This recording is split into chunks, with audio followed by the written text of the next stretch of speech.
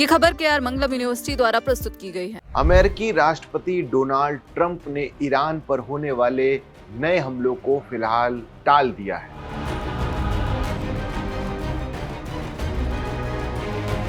Iran की परमाणु महत्वाकांक्षाओं और हॉर्म्यूज स्ट्रेट को लेकर समझौते की उम्मीद जागी है।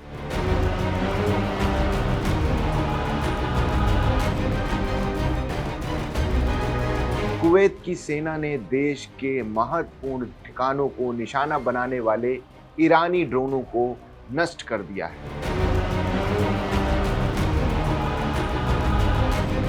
ईरानी विदेश मंत्री ने अमेरिका और इजराइल की किसी भी कार्रवाई का समानुपातिक जवाब देने की चेतावनी दी है।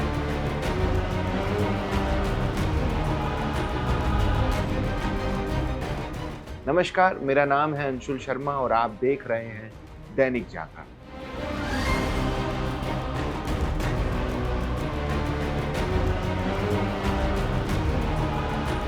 अमेरिका और ईरान के बीच चल रहे तनाव के बीच एक बड़ी खबर सामने आ रही है।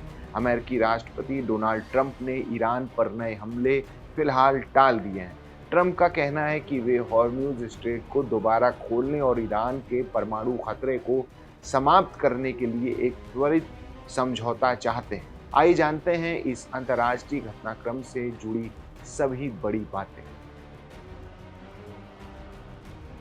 अमेरिका के राष्ट्रपति डोनाल्ड ट्रंप ने शनिवार देर रात कहा कि वे ईरान पर नए सैन्य हमलों को तब तक रोक रहे हैं जब तक कि ईरान के परमाणु हथियार बनाने की योजनाओं पर लगाम लगाने और हॉर्म्यूज स्ट्रेट को फिर से खोलने के लिए जल्दी से समझौता नहीं हो जाता।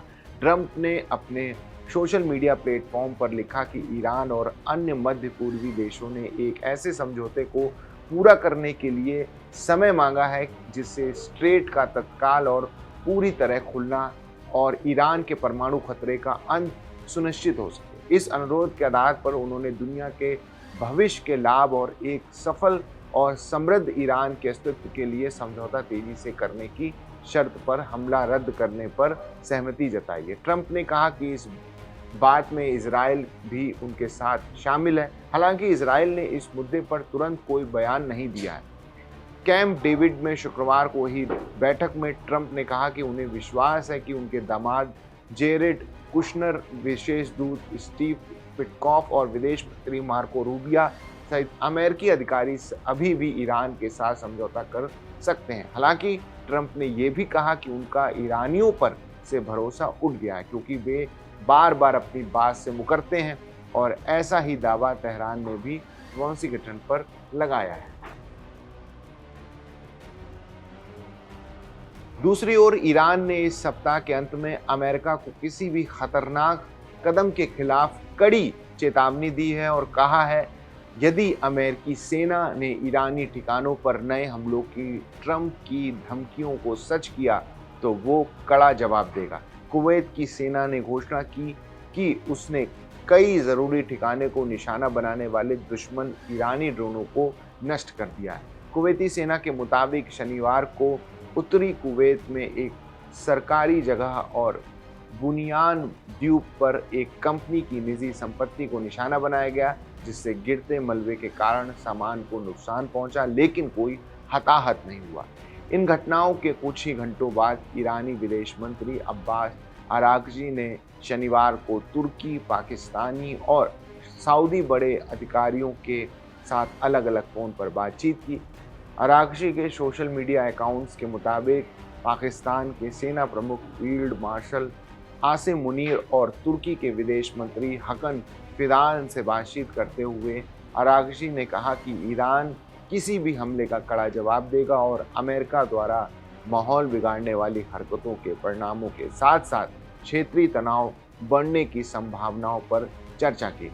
अरागची ने बाद में सऊदी विदेश मंत्री प्रिंस फैसल बिन फरहान से भी बात की और साफ किया कि अमेरिका या इजराइल द्वारा किया गया कोई भी हमला या किसी कार्रवाइयों में क्षेत्रीय देशों की हिस्सेदारी का बराबर का जवाब दिया जाएगा। एक अमेरिकी अधिकारी ने बताया कि सऊदी क्राउन प्रिंस मोहम्मद बिन सलमान ने शनिवार को ट्रंप से बात कर चिंता जताई और ईरान के लिए अमेरिकी योजनाओं पर स्पष्टता मांगी है।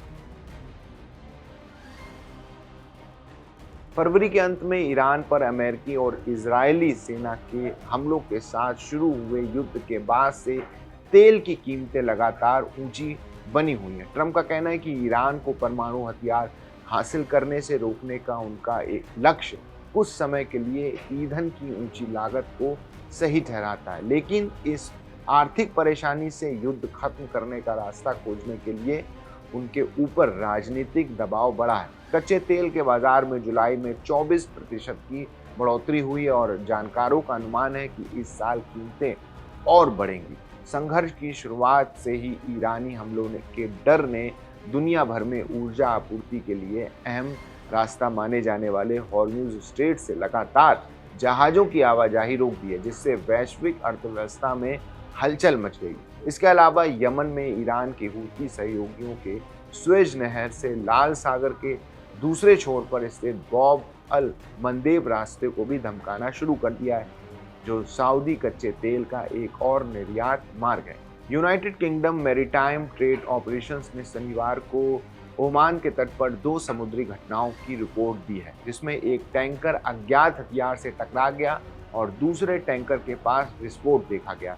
ईरान के मुख्य सुरक्षा विभाग से जुड़े मीडिया ने चेतावनी दी है कि ईरानी ऊर्जा ठिकानों पर अमेरिकी हमलों के कारण सऊदी अरब, संयुक्त अरब अमीरात, कतर और इजराइल के तेल और गैस क्षेत्रों पर ईरानी हमले होंगे। तो इस खबर पर आपकी क्या राय है, हमें कमेंट्स करके ज़रूर बताइएगा। बाकी देश दुनिया की तमाम बड़ी खबरों के लिए देखते रहिए दैनिक जागरण।